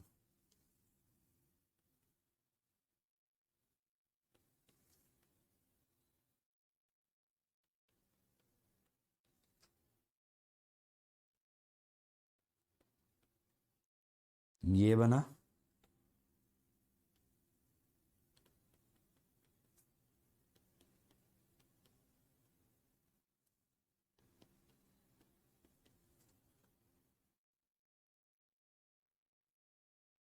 देखो 12x/5 तो कट जाएगा,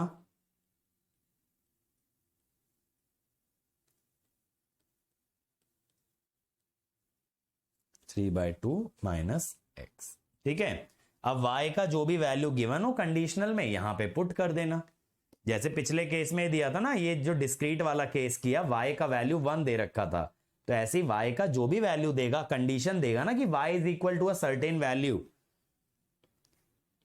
तो this will be given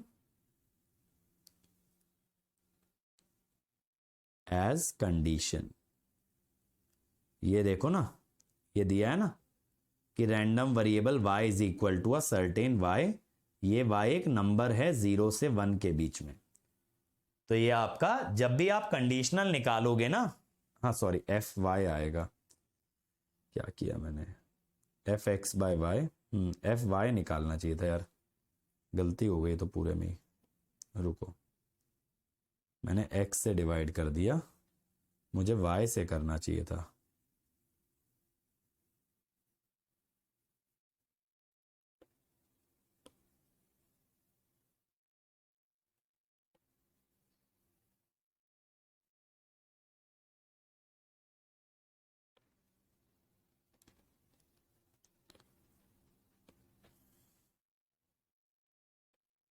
to x का एक्स स्क्वायर का एक्स क्यूब बाय 3, एक्स भी देखो 0 से 1 था ना, वही मैंने डाला है। 1 माइनस 1/3 इज 2/3 माइनस कितना आएगा ये y,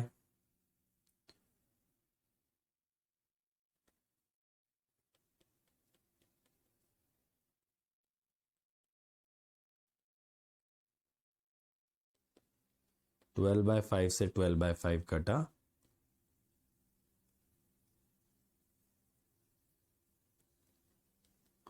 ये आएगा।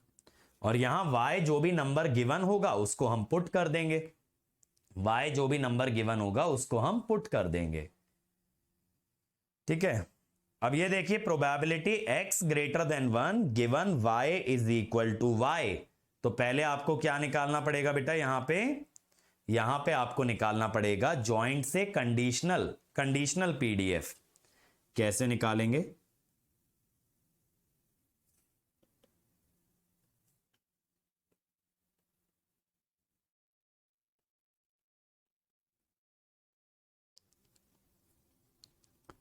तो पहले एफ वाई चाहिए अपने को, तो x को 0 से इंफिनिटी इंटीग्रेट कीजिए,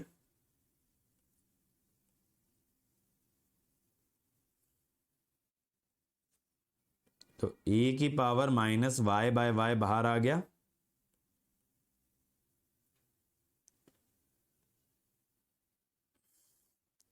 अब इंफिनिटी पे 0, 0 पे 1, या e की पावर minus y. x by y कितना हो गया?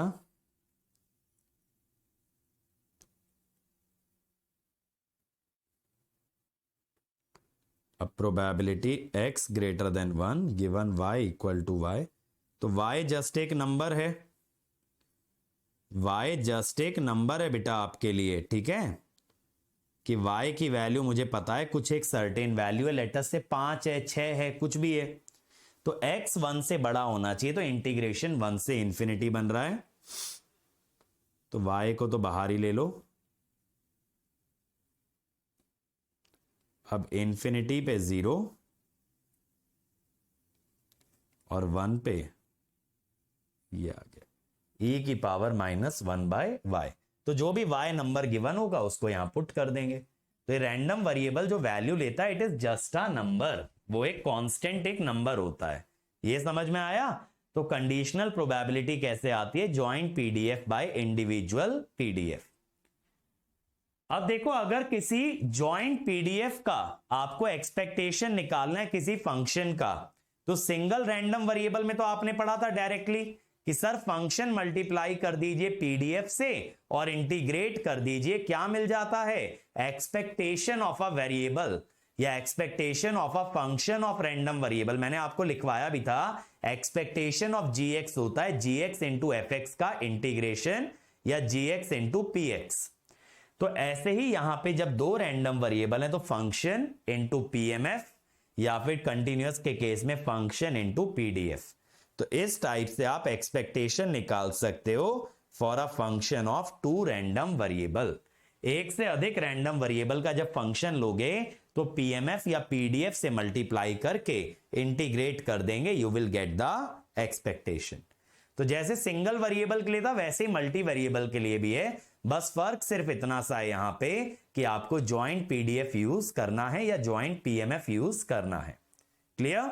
चलिए तो इसके आगे अगले लेक्चर में मिलते हैं। अगला लेक्चर हम लोग स्टार्ट करेंगे बेटा 5:20 पे, 5:20 पे 5:20 पे नेक्स्ट लेक्चर स्टार्ट करेंगे और ये रैंडम वेरिएबल वाले टॉपिक को वाइंड अप करेंगे। ओके चलिए, थैंक यू।